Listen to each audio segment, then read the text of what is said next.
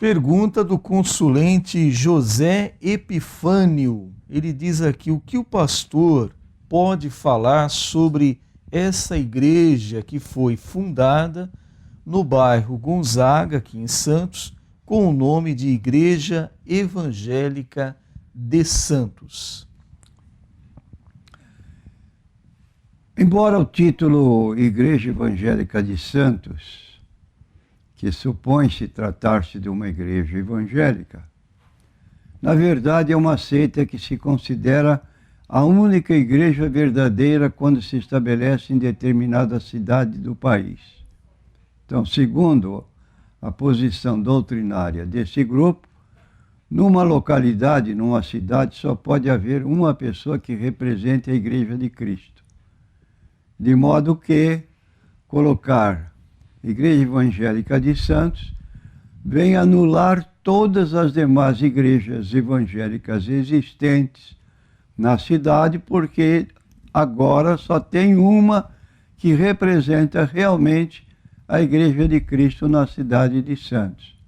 Isso é uma pretensão descabida, sem base bíblica, mas na verdade o que está sendo escondido é que essa igreja é uma continuação de uma igreja que foi fundada na China, veio para São Paulo e depois começou a espalhar-se pelo mundo todo. E o nome da igreja, na verdade, é Igreja Local de Witness Lee. Quer dizer, o fundador dessa igreja é um chinês que adotou um nome americano, Witness Lee. Detesta todas as denominações e quando se aproximam é só para fazer o trabalho de proselitismo característico de seitas.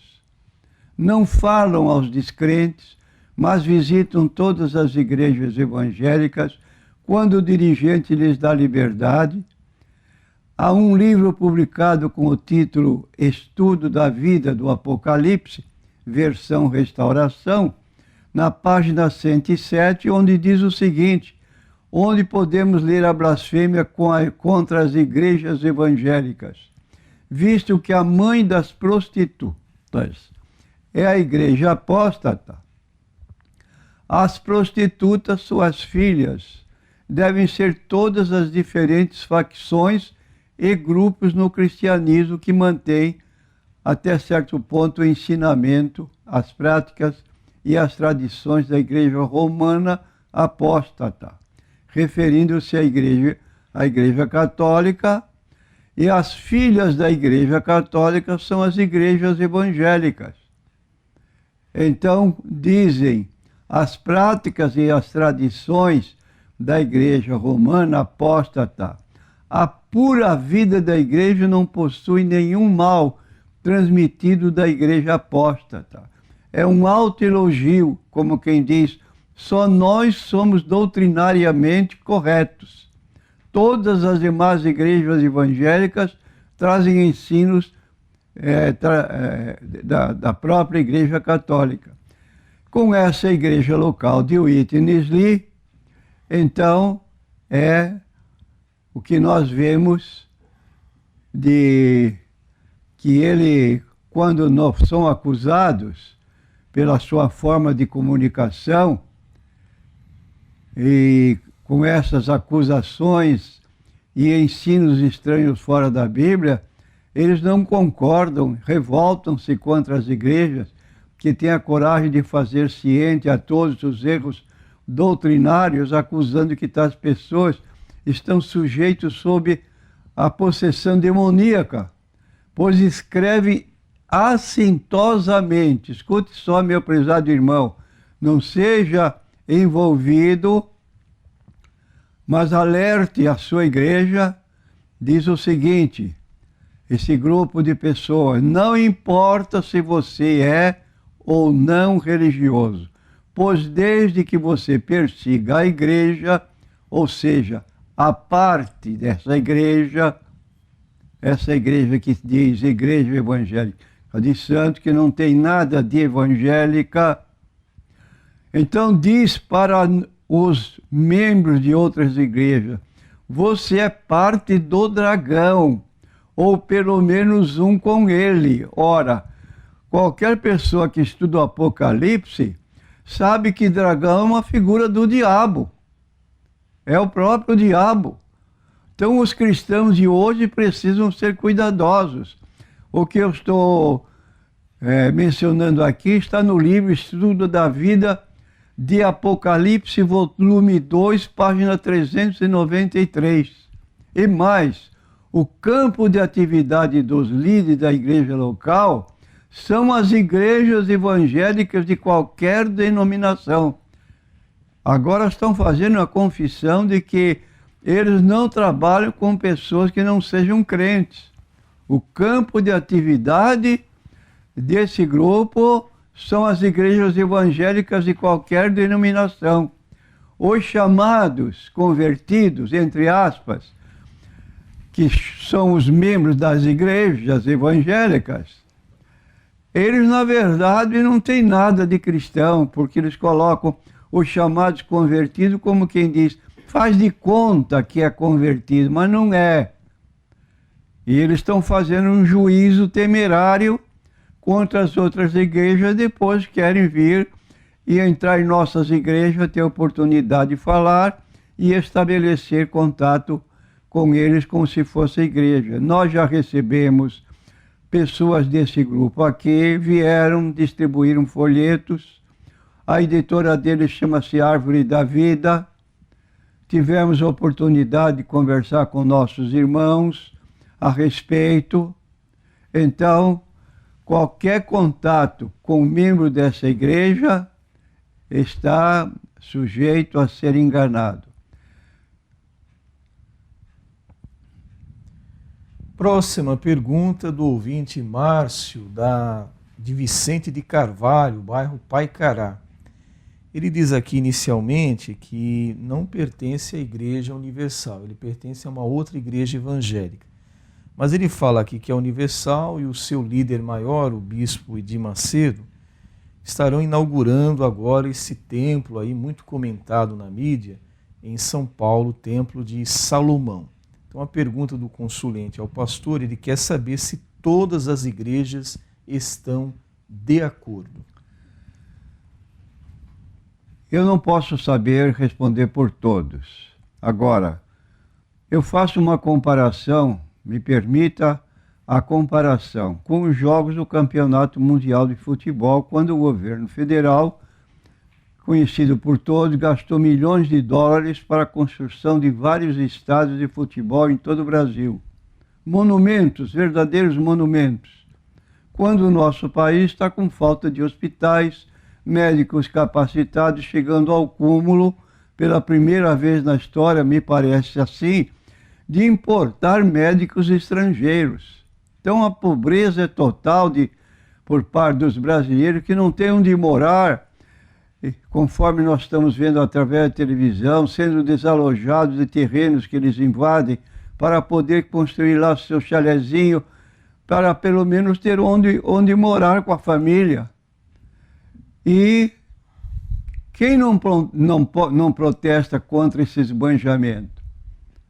Da mesma maneira que os brasileiros estão descontentes, essa forma do Bispo Macedo fazer o mesmo com a construção desse monumental templo, cópia do templo do rei Salomão, o homem mais rico do mundo na ocasião, o homem mais sábio, teve a ordem de Deus para levantar o templo, que é um monumento para os judeus, sendo motivo de comentários em todo o Brasil. Este templo que está sendo construído, com prazo agora, me parece, para outubro, ser inaugurado, haja vista, quer dizer, para poder provar a minha forma de analisar, a revista Veja de hoje, veja bem, revista Veja de hoje, revista São Paulo, 4 de junho de 2014, na página de frente, a circulação nacional, aparece, quer dizer, é uma revista distribuída em todo o Brasil, e aparece a foto do templo com os dizeres, o cartão postal de Edir Macedo. Os detalhes exclusivos da nova sede da Universal no Brás, o maior templo religioso do Brasil, erguido a um custo de 685 milhões de reais. É demais, 685 milhões de reais. Afinal, um templo dessa dimensão, ao gasto astronômico de 685 milhões de reais, é feito com que propósito? Senão a ostentação do orgulho do líder dessa igreja. E pergunto, irmão, se todas as igrejas estão de acordo. Ora, alguém foi consultado? Daria o bispo Macedo partilha da opinião dos pastores em todo o Brasil, de outras igrejas, que gemem dentro de pequenos templos que não cabem nem 100 pessoas, construídas do pior material, às vezes de madeira e ao teto sem fechamento. Como é que podemos responder essa pergunta? Não temos condição. Nem partilhamos. Pelo menos eu não fui consultado e nem pretendo ser consultado. A próxima pergunta é do ouvinte Antônio, do bairro Estuário, aqui em Santos. O Antônio pede para o pastor explicar o texto de 1 Coríntios, capítulo 6, versos 2 e 3, onde Paulo nos respalda afirmando que iremos julgar os anjos, quanto mais as coisas desta vida. Paulo também nos ensina, estamos dando a resposta à pergunta, que quando somos julgados, é porque somos repreendidos pelo Senhor para não sermos condenados com o mundo. Mas quando somos julgados, somos repreendidos pelo Senhor. Está em 1 Coríntios 12, 33. Agora, creio que tais versículos não foram lidos ainda por muitos. Aliás, a primeira epístola aos Coríntios, aquela que fala da ordem nos cultos, como lemos em 1 Coríntios capítulo 14, o capítulo todo é ligado à manifestação do Espírito Santo e à ordem que deve existir na igreja nessas ocasiões. Aquela que fala da ordem nos cultos, do ensinamento sobre os dons, sobre a permissão de julgar, está desaparecendo das Bíblias modernas. Então a Bíblia também ensina que além do dom de discernir os espíritos, 1 Coríntios 12, 10, temos um discernimento próprio vindo da palavra viva e eficaz de Deus. Onde está essa palavra viva e eficaz de Deus? É a Bíblia que nós temos em mãos. Mas eu posso usar uma Bíblia só para enfeite. Abro a Bíblia na sala de visita, levanto um pedestal, e alguém que vem visitar pode até fazer um elogio. Que bom! A sua Bíblia está lá exposta, só que a pessoa, o dono da casa, não lê. Não lê, não conhece. E assim pode estar errando em algum ponto que a Bíblia não aprova, mas a falta de conhecimento leva a esta situação. Agora, veja bem, como eu disse, falta de conhecimento da Bíblia. No livro de Hebreus, capítulo 4, versículo 12 e 13, falando da autoridade da Bíblia Sagrada, diz assim: porque a palavra de Deus é viva e eficaz, mais penetrante do que espada alguma de 2 gumes, e penetra até a divisão da alma e do espírito, das juntas e medulas, e é apta para discernir os pensamentos e intenções do coração. E não há criatura alguma encoberta diante dele. Antes, todas as coisas estão nuas e patentes aos olhos daquele com quem temos de tratar. E ainda neste mesmo livro de Hebreus, capítulo 5 e versículo 14, declara: mas o mantimento sólido é para os perfeitos, os quais, em razão do costume, têm os sentidos exercitados para discernir tanto o bem como o mal. Então Paulo fala: não sabeis que haveis de julgar os anjos? Mas eu julgar os anjos? Sim, os anjos que pecaram, que se afastaram de Deus, mas eu não sei nada. É real, às vezes. Não sabe discernir entre o bem e o mal. Por que não sabe? Porque não lê a Bíblia. Não sabe discernir a Bíblia Sagrada. Agora, quando a pessoa lê a Bíblia, estuda a Bíblia, ela tem discernimento para poder saber o que é certo, o que é errado, o que é bem, o que é mal, como acabamos de falar com respeito ao uso do cigarro. Você não considera o vício de fumar como um pecado? Você está desmanchando, está profanando o templo de Deus, que é o seu corpo. Então, a pessoa que não tem conhecimento da Bíblia, ele não sabe discernir nada. Infelizmente. E o texto está apontando isso. Será que nós somos tão assim indiferentes que não sabemos julgar entre o certo e o errado, entre o bem e o mal? Pela Bíblia nós podemos fazer isso. O mantimento sólido é para os perfeitos, os quais, em razão do costume, têm os sentidos exercitados para discernir tanto o bem como o mal. Mais uma pergunta do ouvinte Antônio. Ele pede para o pastor explicar o significado desta palavra conjuro-te, citado em 1 Timóteo, capítulo 4, verso 1. Valorizamos o espiritual, a fé em Deus, em sua palavra. Sentimos prazer na pregação do Evangelho da salvação.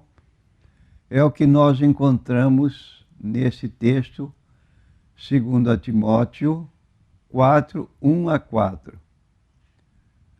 Diz o texto bíblico: conjuro-te, pois, que eu te digo, não seja rebelde como a casa rebelde. Abre a boca e come, principalmente dos de sua família. Negou a fé e é pior que o infiel. Então aqui está mostrando em 1 Timóteo capítulo 4, versículo 1, essa colocação que advém do conhecimento da Bíblia Sagrada. Vou ler aqui no texto bíblico sobre este versículo: mas o Espírito expressamente diz que nos últimos tempos apostatarão alguns da fé, dando ouvidos a espíritos enganadores e a doutrinas de demônios. Então aí está, termos cuidado para não cair nos erros do nosso descuido, como aponta 2 Timóteo 4, versículos 1 a 4, que eu não seja rebelde como a casa rebelde, abre a boca e come, significando já o alimento espiritual que pode fortalecer a pessoa na fé. Mais uma pergunta do ouvinte Antônio. Agora ele pede para explicar como podemos aplicar em nossos dias o uso do véu, que está citado em 1 Coríntios 11, do verso 4 ao verso 6. Se a mulher desejar nunca parar seus cabelos, porque assim gosta, sente-se bem com isso, acha bonito, o admite que assim tem maior comunhão com Deus, é direito seu fazê-lo. É a sua vontade que deve ser respeitada, salvo se for casada e o marido tiver opinião diferente. Nesse caso, a mulher cristã sentir-se-á feliz em fazer a vontade do seu marido. A mesma situação vale para o uso de perfumes, de cremes, de relógio, saias medidas, às vezes, até nos tornozelos, ou logo abaixo dos joelhos, e outros usos e costumes. Então, há muitas igrejas que legislam sobre costumes e confundem costumes com doutrinas. A palavra de Deus diz assim: tem cuidado de ti e da doutrina. Doutrinas são princípios inalteráveis. É aquilo que consiste no que cremos, como a doutrina da Trindade, a divindade do Senhor Jesus Cristo, a personalidade do Espírito Santo, a existência do céu, a existência do inferno, a justificação pela fé, são doutrinas inalteráveis. Em qualquer lugar do mundo, uma igreja tem o mesmo número de doutrinas e é uma igreja consistente neste particular. Agora, em cada lugar tem um tipo de costume. O costume, então, é local. Dependendo de onde a pessoa mora, mormente as mulheres, elas variam na sua forma de vestir e às vezes são criticadas acerbamente, mas veja que doutrina não se negocia, não muda, é aquela doutrina do começo ao fim, porque é ensino da palavra de Deus. Agora, outro problema. Se a mulher gosta de usar cabelos apenas compridos, porém, de vez em quando aparados, e se sente bem assim, consigo e com Deus, em nada pode ser repreendida com base na Bíblia, porque esta não oferece base para tal proibição. Então precisamos isso, mormente os pastores, saber o que é doutrina, como Paulo declara. Tem cuidado de ti mesmo da doutrina.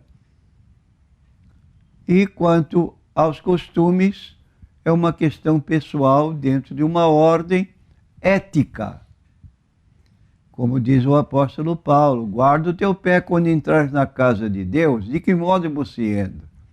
Como quem vai para um passeio? Como quem vai para assistir um cinema? Ou você vai para cultuar a Deus? Nesse lugar, é um lugar onde adoramos a Deus em espírito e em verdade. Então precisamos ter respeito ao lugar onde nos congregamos. Por exemplo, uma mulher que pode vir de sapato, põe um chinelo e vem para a igreja como se fosse um passeio de praia. Está correto. O local exige uma posição diferente. A próxima pergunta é NK Mulher, a nossa ouvinte não quer se identificar, mas ela pergunta ao pastor por que alguns pastores estão deixando o título de pastor para receberem o título de apóstolo. Esse título sempre existiu? Sim, a começar com os discípulos de Jesus. Apóstolos era um título dado por Jesus depois de reunir 12 homens, conforme o registro de Mateus, capítulo 10, versículos 1 a 6, e chamando seus 12 discípulos, deu-lhes poder sobre os espíritos imundos para os expulsarem, para curarem toda enfermidade e todo mal. Ora, os nomes dos 12 apóstolos são estes. Primeiro, Simão, chamado Pedro, André, seu irmão, Tiago, filho de Zebedeu, e João, seu irmão, Filipe, Bartolomeu, Tomé e Mateus, o publicano, Tiago, filho de Alfeu e Lebeu, apelidado Tadeu, Simão o Zelote, Judas Iscariotes, aquele que o traiu. Então Jesus enviou estes 12 e lhes ordenou, dizendo: não ireis pelo caminho dos gentios, não entrareis na cidade de samaritanos, mas ide antes às ovelhas perdidas da casa de Israel. Então aí está a diferença entre um apóstolo e um pastor. É que o pastor tem um encargo local, exclusivo, de pastorear as ovelhas da sua igreja, que são membros da sua igreja. Sobre ele tem compromisso, sobre o rebanho que ele preside. Como diz a Bíblia no livro de Hebreus 13, versículos 7 e 17. Obedecei a vossos pastores, porque velam por vossas almas como aqueles que hão de dar conta delas, para que eu faça com alegria e não gemendo. E existem muitos pastores que sofrem por ter membros de igreja que são assim, não dão satisfação, não se comunicam com o pastor, tem uma vida autônoma, como se ele não fosse membro de uma igreja a quem ele deve ao dever, não o dever obrigatório, espontâneo, de poder cooperar com esta igreja. Repetindo Hebreus 13, 7 e 17, para quem quiser marcar. Lembrai-vos dos vossos pastores, versículo 7, que vos falaram uma palavra de Deus, a fé dos quais imitai, atentando para a sua maneira de viver. Já no versículo 17, diz o texto: obedecei a vossos pastores, sujeitai-vos a eles, porque velam por vossas almas como aqueles que hão de dar conta delas, para que eu faça com alegria e não gemendo, porque isso não vos seria útil. Pergunta agora do ouvinte André. O André disse que baixou um aplicativo no celular dele, conhecido como Bíblia Show. E lá tem perguntas e respostas neste aplicativo. Com relação à pergunta, depois da morte, Jesus foi para onde? A resposta do aplicativo diz que Jesus foi até o inferno. Então ele pergunta ao pastor se esta resposta está correta. A resposta é que a Bíblia foi escrita em 2 línguas. O Antigo Testamento, aliás, parte também da Bíblia foi escrita em aramaico. Mas as 2 mais significativas são o hebraico e o grego. O Antigo Testamento foi escrito em hebraico e o lugar para onde foi Jesus era chamado Seio de Abraão. Então, este lugar, Seio de Abraão, é o lugar para onde iam todos os mortos nesse período entre a morte e a ressurreição dos corpos. Ainda existe este lugar, chamado Seol, o lugar todo, onde iam justos e injustos, separados por um grande abismo intransponível. E nós vemos bem isso quando Jesus fez a narração de Lucas 16, 19 a 31. Havia um homem pobre chamado Lázaro, que ficava à porta do rico, e pedia esmolas e apanhava que caía da mesa do rico quando os cães vinham lamber as chagas.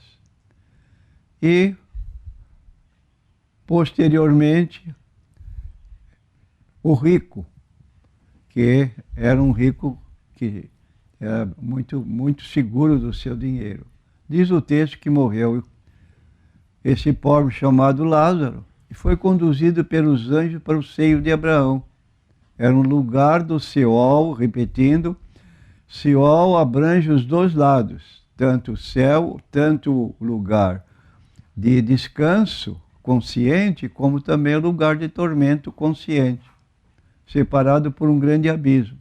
Então, foi para esse lugar e descansava, enquanto o rico foi sepultado, e quando voltou à consciência, ele estava em tormentos e pediu agora a Abraão que ele permitisse que Lázaro saísse do seu lugar onde descansasse e viesse molhar a ponta da sua língua, que ele estava atormentado.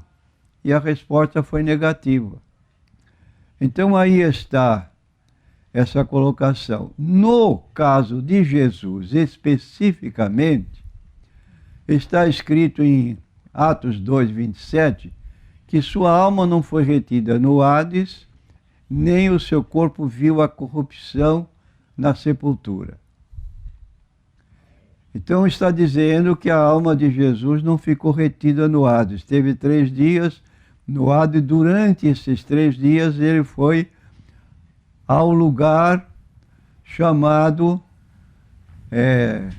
Seol, aliás, Seol não, Hades, mas o lugar que era a habitação dos chamados justos antigamente, do Velho Testamento, que era então conhecido como seio de Abraão. Ali ele cumpriu uma profecia. Ele subiu ao alto e levou cativo o cativeiro, significando que os espíritos dos justos que entravam nesse lugar chamado seio de Abraão tinham consciência de si mesmo nessa colocação e agora foram transportados para o céu, porque a ressurreição de Cristo deu margem para essa libertação do Seol, ou desse lugar chamado seio de Abraão. Não era um lugar definitivo. Hoje, quando um crente morre, se dá com ele o que se deu com Estevão, o diácono. Ele olhou para cima quando era apedrejado, ele então viu Jesus em pé e disse: Senhor Jesus, recebe o meu espírito. Foi partir com ele. Quando o crente morre hoje, isso se dá. Ele vai para o céu, seu corpo vai na sepultura. Agora, quando a pessoa não é cristã, não recebeu a Cristo, vai para o outro lugar que nós chamamos de inferno. É um inferno não do corpo, porque o inferno do corpo é chamado Geena, mas o inferno do espírito, nesse lugar onde o rico foi e estava em tormentos. Então Jesus ficou 3 dias nesse lugar chamado Hades, que é o mesmo Seol, no seio de Abraão, e dali ele foi cumprir uma mensagem que está no livro de Efésios, capítulo 4, versículos 8 a 10. Essa é a nossa resposta.